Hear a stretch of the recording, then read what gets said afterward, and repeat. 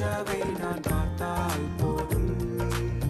மகிமையில் அவரோடு நான் வாழ்ந்தால் போதும், நித்தியமா மோட்ச வீட்டில் சேர்ந்தால் போதும், நித்தியமா மோட்ச வீட்டில் சேர்ந்தால் போதும், பரிசுத்தர் கூட்டத்தில் நான் மகிழ்ந்தால் போதும், பரிசுத்தர் கூட்டத்தில் நான் மகிழ்ந்தால் போதும், இன்ப இயேசு ராஜாவை நான்